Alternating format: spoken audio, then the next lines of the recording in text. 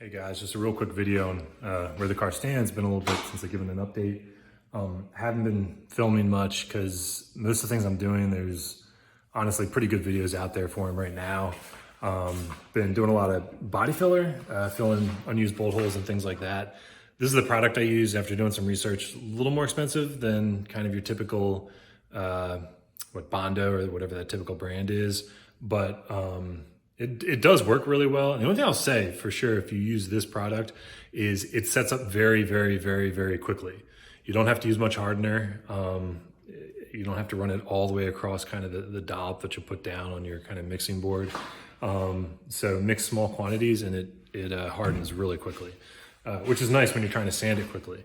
So enough of my face. Let's just flip you around to the car here. So here's the car right now. It's off the wood cart, back on jack stands. And this is basically what I was doing. There was different holes and things just that I've been filling up, unused bolt holes. That's where the heater used to come through with the coolant, and filled, smooth some things off. I'd almost call it like a mini engine bay shade. But there's probably gonna be a little more work that I have to do after I do the primer that I'm about to do. So that's what's actually exciting, is I am going to be spraying primer on the car tomorrow, kind of midday. So I've wiped everything down, it's pretty clean. I'll go over it in the morning again before I actually spray. But I primed the roll cage last week because it started showing surface rust in a couple spots, so I just kind of sanded the whole thing and then sprayed it. Other areas where I had visible rust, I had sand and kind of sprayed a rust inhibitor. But the epoxy primer I'm using is really good for that, for sealing. Anyway, I don't even want to show this, it's kind of bad, but some metal work and other filler work. None of this is visible, it's just trying to get it sealed up. Not pretty, but this was all rusted out completely gone, so now it's solid. Kind of nice. A lot of times these rust out.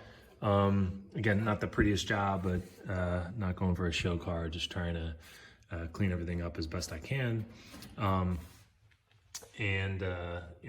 of the rocker panel and stuff body filled in. So cleaned it up as best I can. Where you're seeing the body filler on the floorboards, it's where I've removed different braces for the old seats.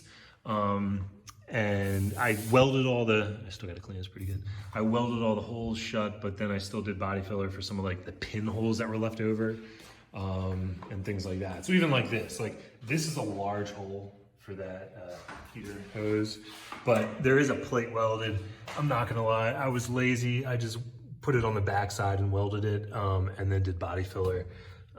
I wasn't feeling like cutting circles forever. On that. But again, just kind of like smooth things out in general. It's not perfect. I mean, I didn't get everything, but it will look better. And the main thing I wanted to do was just have a firewall that was completely clean. So you're gonna see there will be nothing on this firewall, and I think that'll look pretty good. I took this one plate off. I can always put it back on if for some reason I get hell for it. I did not fill in that VIN number spot. I don't know. I always could after I do the primer. I can think about it, but not sure I'm supposed to do that. Not that, I don't know if that gets checked. But anyway, yeah, that's kind of what's going on. I'll try to do a little quick video once I have the gun set up. I'm just using a Harbor Freight $10, $15 gun, nothing special, to get this done. Heard a lot of good reviews on kind of my purpose for it. I hit the whole car with 220 sandpaper, but again, most of it's pretty good, so I just scuffed it up a little bit. The primer is going to be white, but I will be eventually spraying again with a silver color to match the car. And it's funny, this all started because I wanted to paint the engine bay, but then once I had the car apart, it's like, well, where do I stop? And really started to just take more things apart and be like, okay, I might as well just paint the entire car. I won't be spraying the underbody. It's pretty well together right now.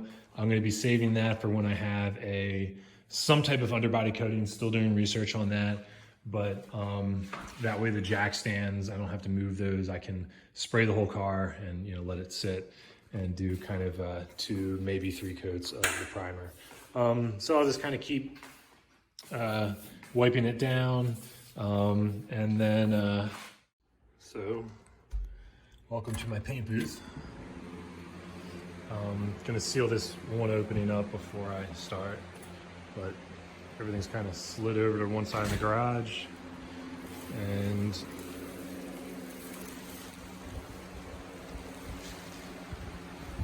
come in here, these are some spots for testing the spray gun out. It's been wiped down with grease remover, tack cloth, wash, so it's as clean as I'm ever be able to get it, and ready to be sprayed. A couple things about the quote-unquote paint booth. I didn't do anything over the ceiling, but my ceiling is garbage as it is. Fans, there's different setups where I've seen people just exhaust out the windows and then have like filters that they tape into the other side. I'm trying to get a lot of airflow. Ideally, these would be kind of opposite quarters, but they're far enough away, it should be okay. So I got one bringing air in, one sucking air out.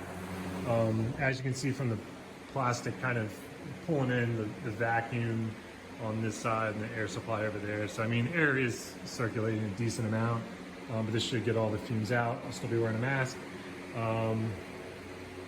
Air compressors outside. Obviously you don't want that in the booth with you sucking up fumes, so that's actually outside the garage right now. This is a brand new hose that I have running in. I do have a oil and water separator right off of the tank, and then I'll show you my gun setup as well. I gotta get going because it's gonna take forever to spray, but I wanted to give you a quick look at my gun setup too. It's just the Harbor Freight gun. And then this was a Husky air gun, what do you call it, regulator, so I can adjust the pressure at the gun, make sure it's kind of dead on as it's coming into the gun. Another water catch right before the gun. And the reason for this is because I heard that sometimes the air, when it goes through the one off of the tank that I have, can't think right now, getting tired, but basically if the water hasn't atomatized yet or condensed, Jesus, it may not catch it, but as it travels through the hose and cools off, it may condense. I don't know. Long story short, I just got to spray this car. But it's good to have one right at the gun. The downside is you're kind of fighting with it. You got this on the hose and you're trying to spray. So it is a bit of a beast to kind of deal with from a spray standpoint, get in tight spots. But for primer, I'll have a rattle can to get into like really, really tight corners. The paint I'm using, it's just two different sizes, same paint. DTM Epoxy primer sealer. In white, so I'll be able to kind of see it against the gray that's on the car right now. And it's a 1-to-1 mix with this hardener. Another thing, so I have two different cans here, both white, but if they're not identical, you could be spraying two different primer colors. So what works out good is 3 quarts, a gallon, 4 quarts. I'll be able to mix everything together in this, shake it up real good, and have one product that I'm working with. On the Harbor Freight gun, main thing, this is the air adjustment here. Just have this all the way out and do your air adjustment at the regular when you're actually spraying to see that it's at the PSI you want. I'm gonna be running mine, I think around like 22 PSI. And then you have paint control and spray pattern. So I'll be kind of adjusting these, but there's a lot of other videos on that. So let's see how this goes. I'm gonna kind of get the paint mixed up, run a little bit of lacquer. I already cleaned the gun out. Oh, biggest thing, take this completely apart. And I'm talking about this cap off. There's another piece in here you gotta take apart. You'll be astonished at the amount of assembly lube in this gun that would just clog everything up. It's kind of crazy. It was hard to get some of these pieces apart, but once I did, there was so much junk in there. Open it and clean it. It is not anywhere near ready to go out of the box. I use lacquer thinner to clean mine out. So clean everything, and there's other good videos on that. All right, I got mixers, strainers as I'm dumping into the gun and things like that. So I'm just gonna kind of get on it. Wish me luck. Here's how it turned out. Pretty happy with it.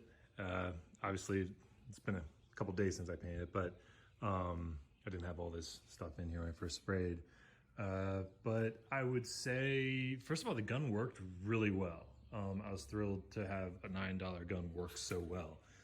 I have no context of what's good or bad with the gun, but it sprayed good. The biggest struggle is with the size of the gun. It's some places you just can't get to.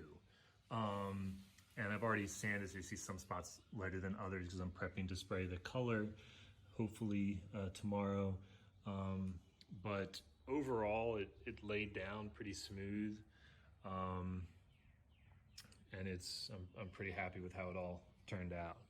I'll run through some photos for you as well. But the paint wasn't crazy thick when mixing it up, so it ran through the gun well. Yeah, I'll just kind of fly around here a little bit.